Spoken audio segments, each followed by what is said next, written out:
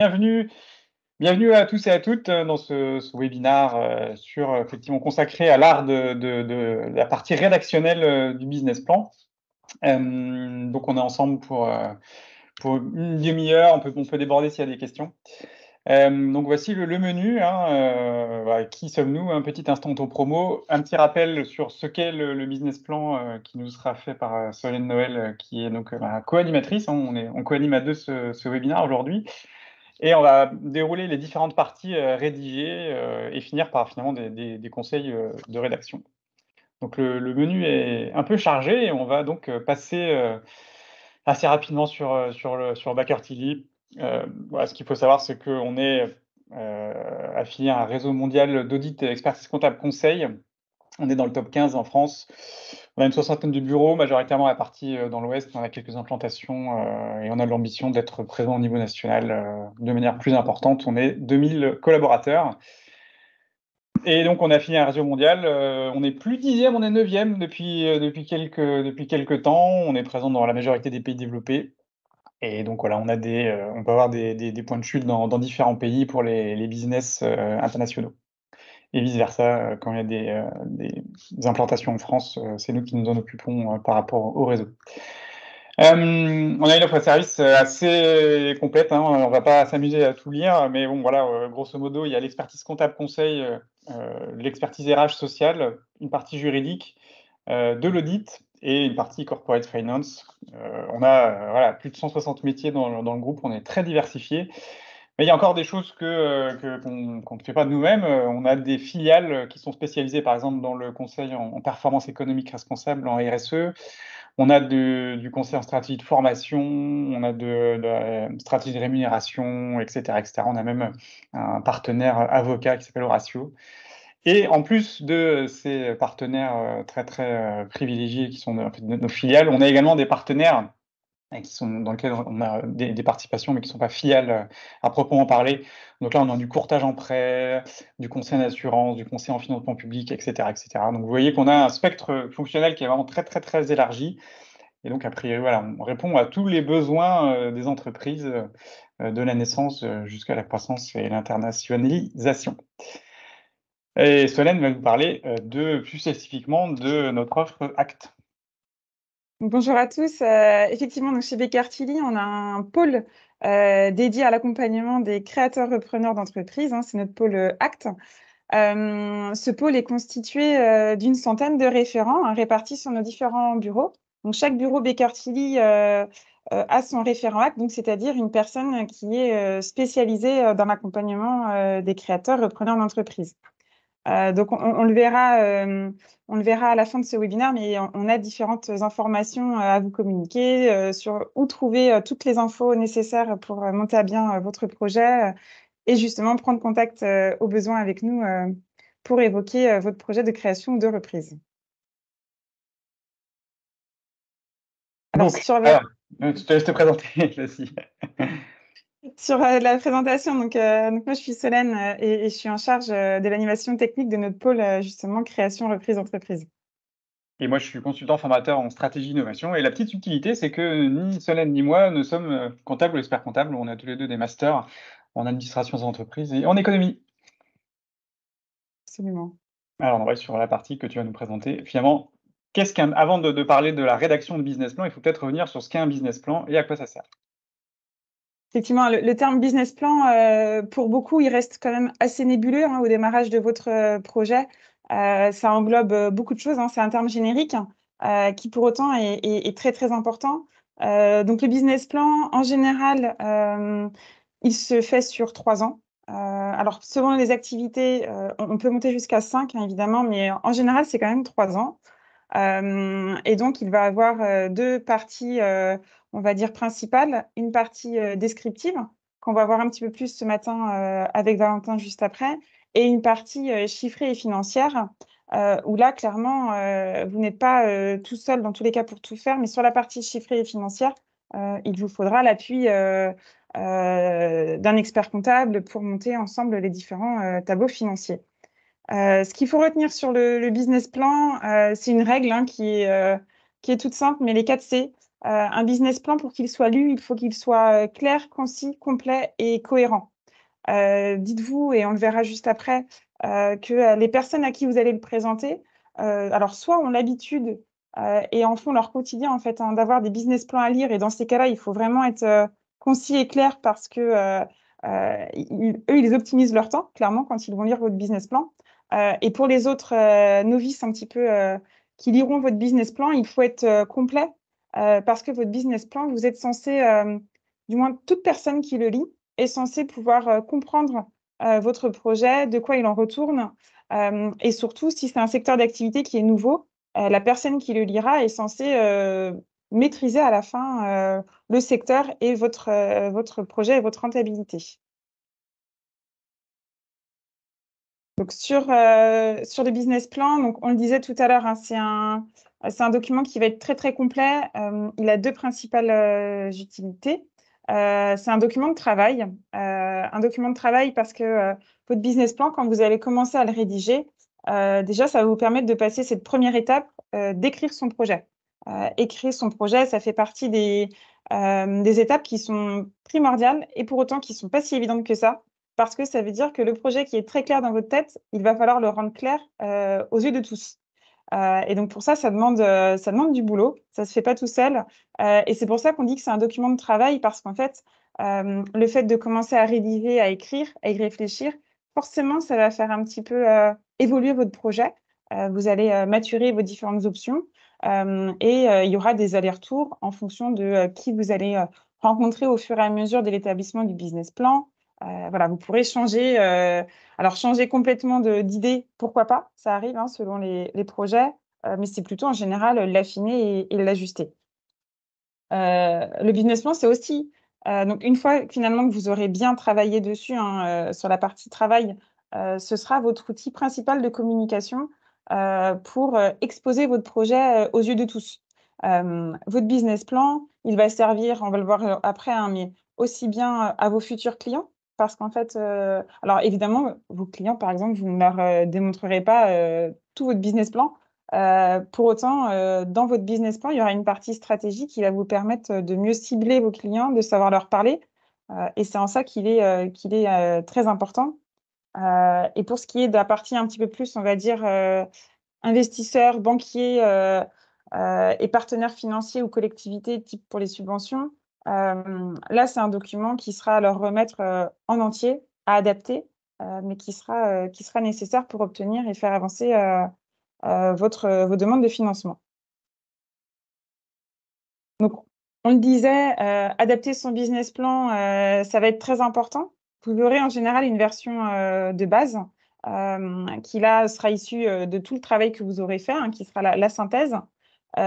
Pour autant, en fonction de vos différentes démarches, par exemple, si vous allez chercher des prêts d'honneur, si vous allez chercher un prêt bancaire ou alors du business angel, votre business plan, vous devrez l'adapter en fonction du public que vous aurez en face de vous, parce que tout simplement, les publics n'attendent pas la même chose du business plan.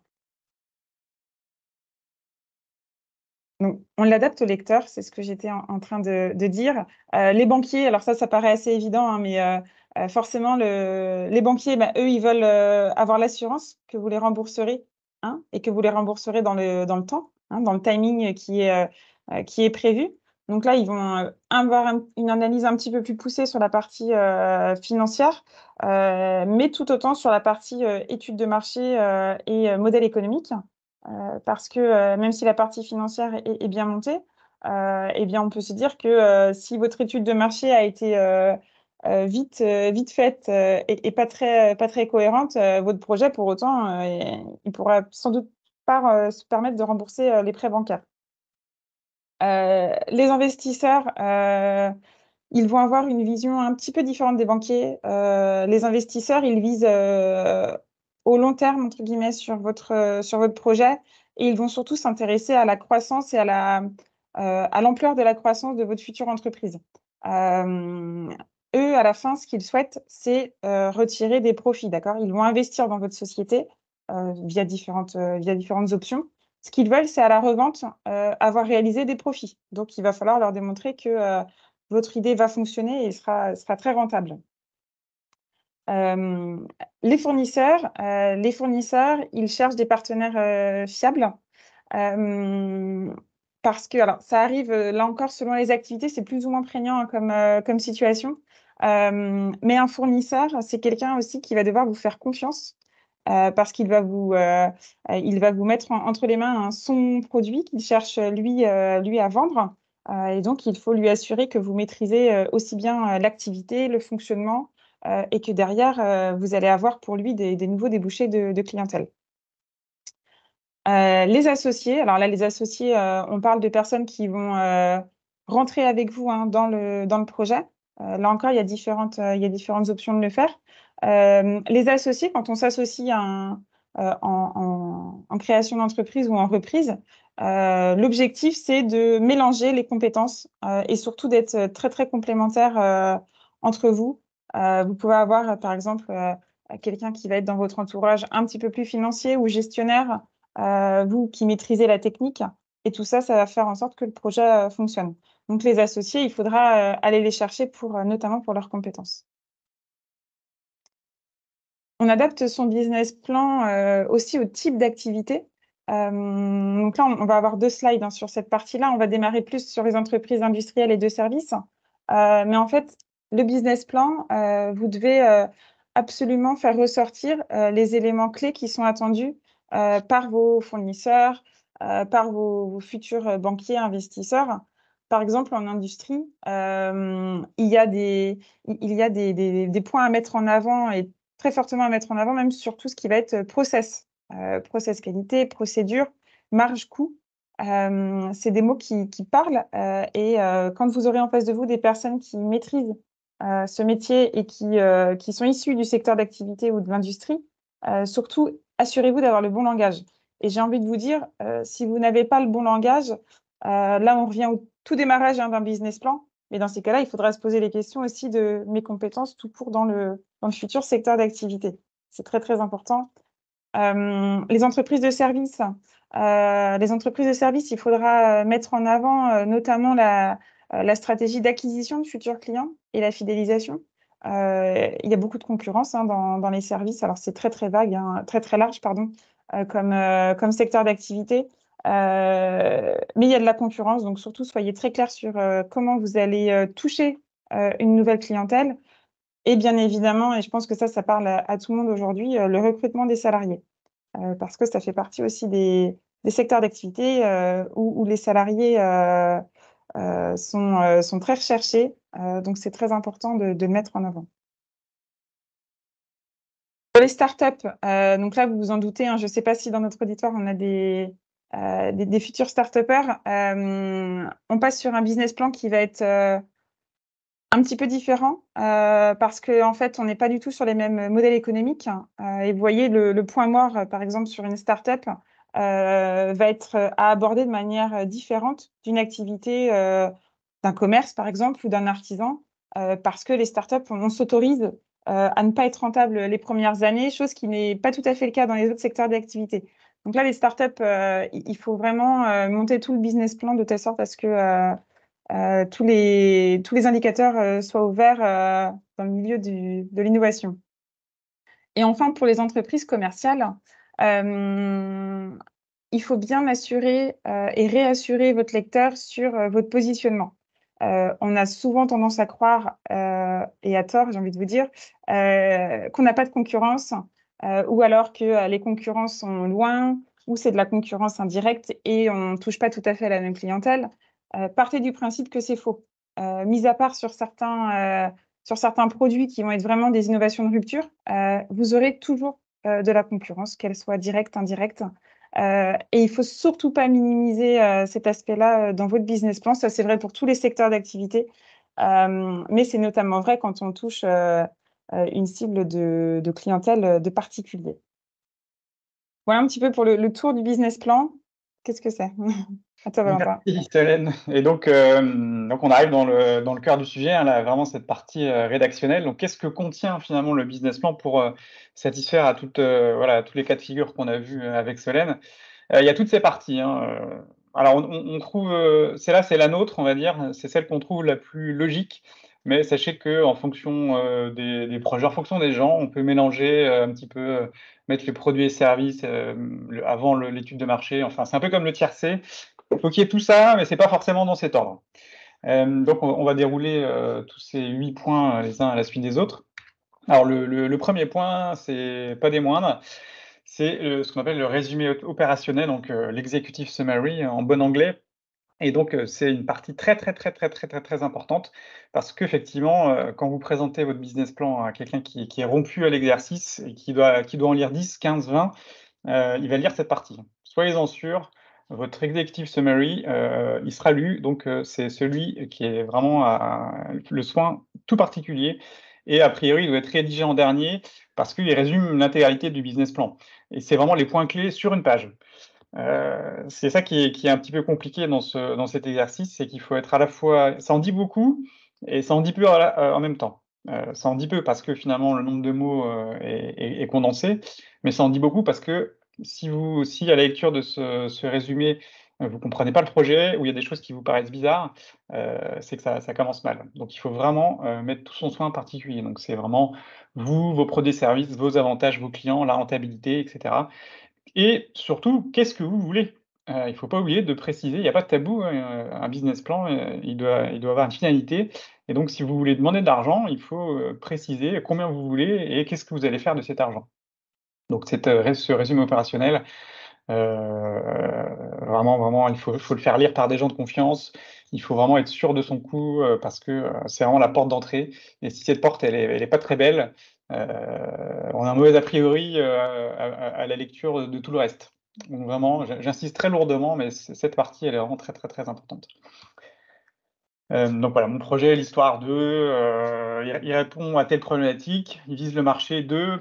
Pour fonctionner, mon projet s'appuiera sur ces moyens et j'espère atteindre le chiffre d'affaires à la première année, et donc c'est pour ça que je demande tant. Vous voyez, c'est ce genre de choses. La 2e partie, c'est la présentation de l'entreprise et de l'entrepreneur. Là aussi, c'est très important de présenter, l'entrepreneur, parce que, avant tout, on mise sur des hommes et des femmes. Heu, on mise pas forcément sur des projets, on mise, avant tout, sur des hommes et des femmes et je crois qu'il y a une étude qui avait été faite qui montrait que, à 80 finalement, l'entrepreneur était plus important que le projet, qu'il portait et donc c'est important de préciser pourquoi vous vous lancez. Donc, est-ce qu'il y a des anecdotes? Est-ce que vous avez expérimenté le problème que vous voulez résoudre? Pourquoi finalement? C'est une question bête, mais voilà, quand on a quelqu'un, on lit, un business plan et que la personne, on comprend pas pourquoi elle veut faire veut se lancer dans ce projet, bah, ça questionne et du coup, il vaut mieux, couper l'herbe sous le pied et présenter dès le début, avec des anecdotes d'une manière un petit peu, voilà, pas romancée, mais, présentée faut raconter une histoire. Donc, un résumé de l'activité, hein, les produits, services, les clients, qui seront détaillés par la suite. Là, il faut qu'un lecteur non spécialisé puisse rapidement comprendre le projet. L'équipe et les compétences pour qu'il y ait une adéquation, homme-projet, homme avec un grand H, hein, je précise. Ici, c'est super important parce que, les projets nécessitent, ce que j'ai l'habitude d'appeler la CGT. Une partie commerciale, une partie gestionnaire, une partie technique et c'est impossible que, une personne soit à la fois, gestionnaire, commercial et technique. Souvent, on a un ingénieur qui est plus, technique, on a quelqu'un qui fait une école de commerce qui est plus commercial et cetera et cetera. Donc ici, il faut montrer que, vous avez, toutes ces compétences ou alors que si les personnes ne sont pas encore trouvées, que c'est des personnes qui vont arriver, qui seront recrutées. Ici, il faut montrer que vous, dès le début, là, vous pouvez montrer que vous avez une bonne connaissance des process et des différentes compétences qui seront mobilisées pour que le projet réussisse. Et enfin, une petite partie, structuration juridique, donc la forme juridique, pourquoi, son régime fiscal, social et cetera. En fait, c'est un petit peu la carte d'identité de l'entreprise, qui est à présenter dans cette 2e partie.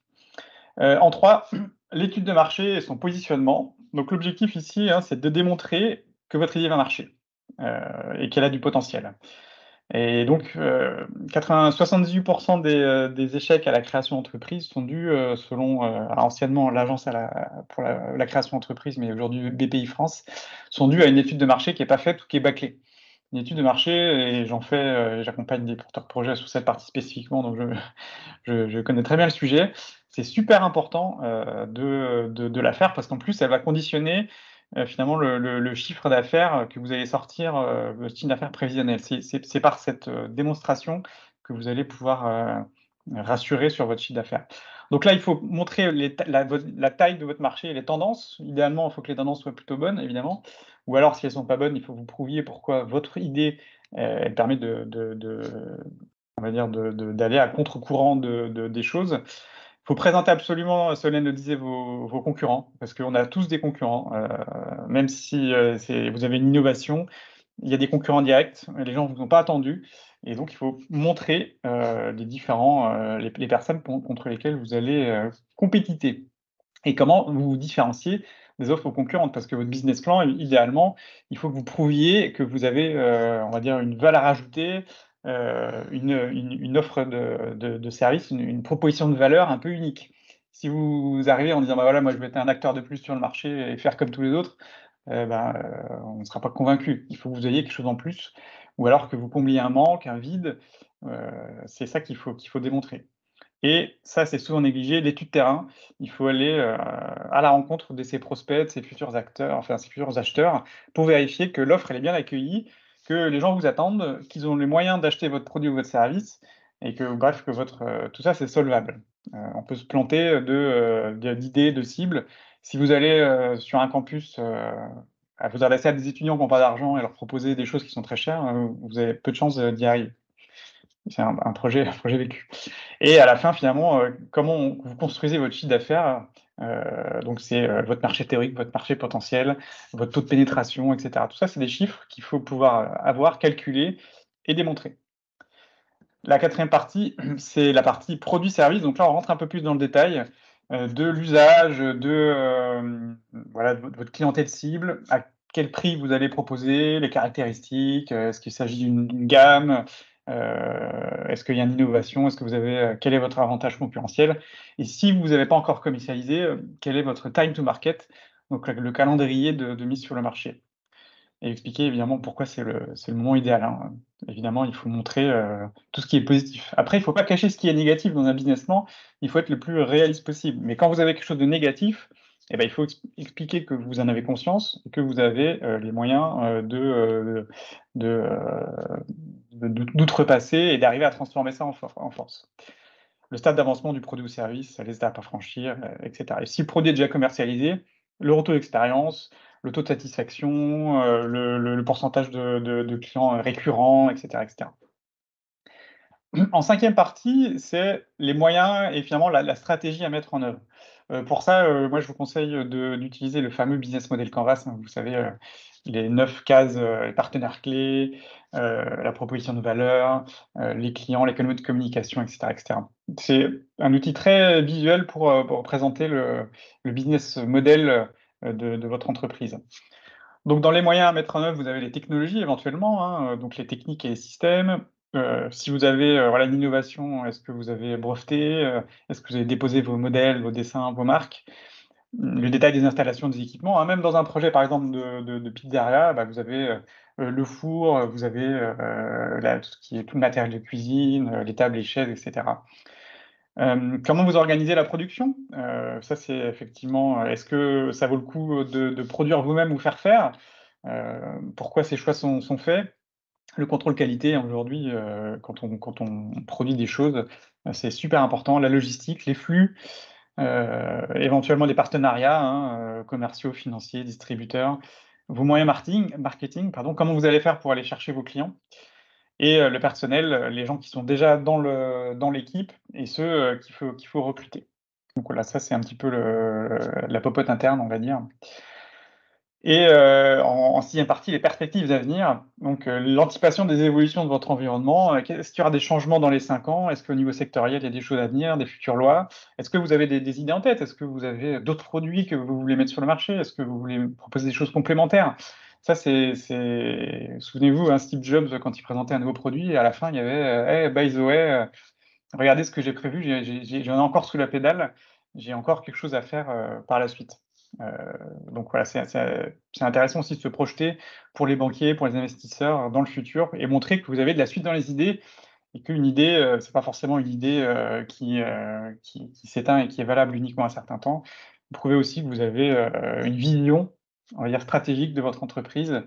Parce que c'est aussi bien, voilà, en plus d'être un bon gestionnaire du temps réel, avoir une vision, une idée de l'avenir, c'est quelque chose qui est rassurant.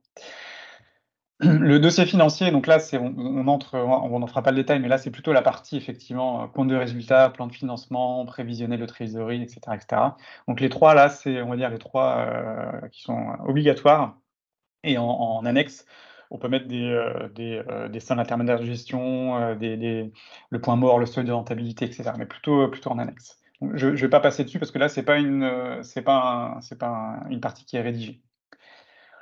Et à la fin, une petite synthèse, hein. Donc là, c'est pareil, au même titre que le résumé opérationnel du début, la synthèse à la fin est super importante parce que pour convaincre le lecteur, c'est un petit peu le résumé. Donc, grosso modo, quelle est votre idée, votre stratégie, structure, compétences, rentabilité, rendement, et à la fin, n'oubliez pas de demander ce que vous voulez.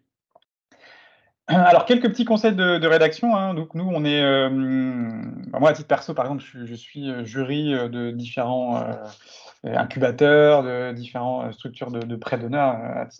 Même ce soir, vous voyez, je suis dans un jury et je dois lire des business plans aujourd'hui. Donc, on a vraiment, en étant de l'autre côté de la barrière, on sait vraiment ce qu'on s'attend à lire, ce qu'on veut lire. Donc, entre 30, 20 et 50 pages. Donc, vous voyez, c'est pas non plus une thèse en 200 pages. Il faut rédiger de manière synthétique, dans un langage qui est compréhensible par tous. Si vous êtes vraiment ingénieur technicien et que vous mettez des acronymes ou vous mettez des mots qui ne sont pas compréhensibles par tout le monde, il ne faut pas qu'on ait besoin d'aller dans le dictionnaire pour comprendre un business plan. Il faut que ce soit vraiment compréhensible par tout le monde. Donc n'hésitez pas à le faire lire à des personnes de confiance pour vous assurer que ce que vous dites est intelligible. Adopter un style précis, clair et agréable à lire, pas de phrases qui font 10 km de long avec des paragraphes bien denses. Il vaut mieux une présentation aérée, des listes à puces. Bien sûr, attention aux fautes d'orthographe, hein, ça la fout mal, hein. Moi, quand je vois un dossier qui est truffé de fautes, je me dis, bah, la personne n'a pas mis le soin qu'elle devrait, elle ne l'a pas fait relire. Aujourd'hui, il y a des correcteurs orthographiques en ligne, et donc ça me donne une mauvaise image. C'est un biais psychologique, mais moi, ça me donne une mauvaise image de la personne et du coup de ce que je lis.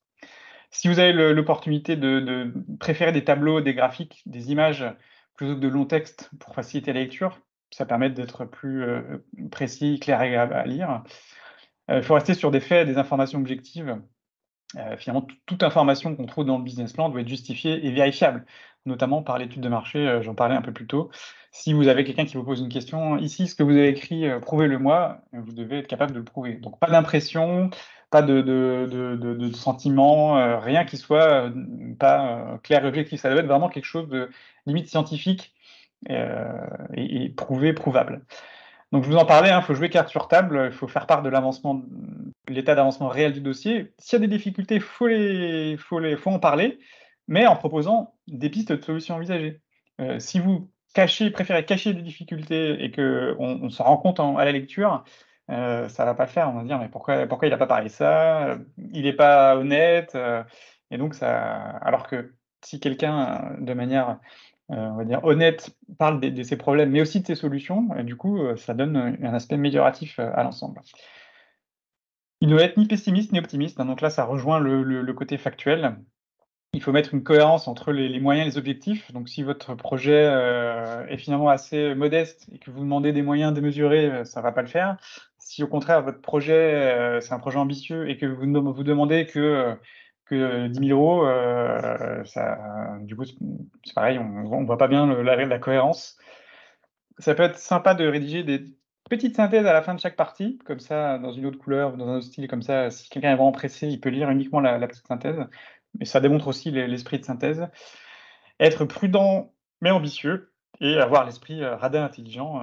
Évidemment, il faut montrer que, chaque sou sera bien, emprunté ou, voilà, sera bien utilisé et que la personne a la tête sur ses épaules. Voilà, c'est les 10 commandements, on pourra en trouver d'autres, mais voilà, on s'est arrêté à 10. Hop, donc voilà, vous voyez, hein, il est 9h29, on a terminé la présentation. Si vous avez des questions, là, n'hésitez pas à les poser dans le chat, mais le temps que vous écriviez éventuellement vos questions, on peut, ah ouais, non, tu devais nous parler, oui, du site Act. Et derrière, on a quelques petits éléments supplémentaires. Tu veux embrayer sur le site Act, Solène? Oui, peut-être juste précision pour nos auditeurs, n'hésitez pas à vous rendre donc sur le site là, qui est juste en bas, https://act.becartilly.fr. C'est un site internet qui est dédié à la création-reprise d'entreprise. Ça reprend toutes les étapes que vous allez devoir mettre en œuvre pour faire aboutir votre projet. On a dedans différentes ressources, hein, des tableaux pour vous accompagner dans la partie chiffrée, des témoignages et différents outils. Donc surtout, voilà, n'hésitez pas à y faire un tour et nous contacter au besoin pour qu'on échange ensemble. Voilà, parce que vos business plans, on peut vous accompagner sur la partie chiffrée, mais également sur la partie rédactionnelle. Vous l'avez compris, on offre des formations et toute une gamme, voilà, de propositions de mission en fonction de notre implication, y compris sur la partie rédactionnelle, en plus évidemment la partie chiffrée. Alors, alors je vois qu'il y a une question qui est en train d'être écrite, mais on va continuer finalement, pourquoi ils ont dit non? Merci, très bien. Pourquoi ils ont dit non? Ça, quand on refuse un prêt, on refuse une association, voilà des points négatifs, on va dire, assez récurrents. Quand les concurrents ne sont pas cités, le positionnement n'est pas suffisamment analysé, et cetera, ça, c'est pas bon. On a toujours des concurrents. Quand vous ne faites pas apparaître un avantage concurrentiel durable, si vous êtes un parmi d'autres et que vous proposez exactement la même chose dans la même zone de chalandise, bah, vous allez juste couper le gâteau en plus de parts et voilà, c'est pas, ça donne pas envie. Quand les prévisions de chiffre d'affaires ne s'appuient pas sur des données objectives du marché global, ça c'est ce que je vous disais sur l'étude de marché, hein, il faut pouvoir démontrer la tête de votre marché, qu'est-ce que ça représente, votre taux de pénétration, et cetera, et cetera. Quand votre marché est trop petit pour permettre le développement, quand la part de marché visée paraît disproportionnée par rapport au positionnement d'entreprise. Si vous voyez, voilà, dans 1 an, je vais être leader de tel domaine, leader mondial, bah, si vous n'avez pas une armée de commerciaux et que, enfin, vous voyez, ça paraît un peu bizarre. Les plans d'action, souvent, c'est comment vous allez faire pour chercher vos clients. Souvent, c'est inexistant, insuffisamment précis. L'entreprise ne décrit pas comment on va mettre en œuvre son projet, comment on va atteindre son objectif, ses clients potentiels. Donc, le plan d'action commerciale, c'est super important, hein. On a beau avoir la meilleure idée du monde, si on ne la vend pas, c'est compliqué. Les prévisions financières, postes de dépenses oubliés, montant des investissements sous-estimés, incohérence entre les chiffres. Donc là, c'est le travail qu'on fait avec vous plutôt sur la partie prévisionnelle. Minimiser les coûts structurels et les frais généraux. Absence d'analyse de risque et la façon de les couvrir. Donc ça, c'est pareil, hein. Je refuse de voir qu'il y a des choses qui ne vont pas. J'en parle pas, je veux pas le mettre en avant. Le plan ne mentionne pas de scénario catastrophe, ni la façon dont l'entreprise réagira dans ce cas. Typiquement, si demain, vous vous lancez, dans 1 an, il y a un concurrent qui vous copie, comment vous faites? Comment est-ce que vous avez, enfin, vous voyez, c'est vraiment ce genre de choses. L'équipe de direction n'a pas d'expérience de management, elle surestime ses expériences, il manque des compétences clés. Donc, je vous parlais de la CGT, gardez ça en tête, hein, commercial, gestion, technique. Rédaction, le texte est trop long et confus, il y a des tartines, des paragraphes, ce qui donne mal à la tête. Pas de fil conducteur. Ou alors au contraire trop court. Il pose plus de questions qu'il n'apporte de réponses. La faute d'orthographe, on en a parlé. Les documents ne mentionnent que des forces et pas de faiblesses. Donc ça, c'est pareil, ça fait un peu, ça fait pas honnête. Et dernière petite partie, c'est voilà, quand on est nous-mêmes jury de business plan, qu'on doit noter des business plans, on a ce genre de grille d'analyse en tête. Donc voilà, le créateur, son équipe, les motivations, le marché, et cetera, et cetera. Donc en gros, est-ce que c'est feu rouge, feu vert ou alors plus ou moins? Donc vous voyez, c'est que des choses qu'on a vues. Alors là, c'était plutôt, on va dire axé innovation, mais tout le reste, c'est valable pour n'importe quel projet. Voilà, quand on doit sélectionner des projets sur la base de business plan, c'est le genre de choses qu'on a en tête. Bon, bah, écoutez, je crois qu'il n'y a pas de questions. A priori, on est bon. Donc n'hésitez pas, si vous avez des questions, à nous solliciter, hein, et puis n'hésitez pas à aller sur notre site Act. Et voilà, je pense qu'on peut clore ce webinaire. Solène, tu as un mot à Bon. ajouter? Merci à tous et puis à très vite.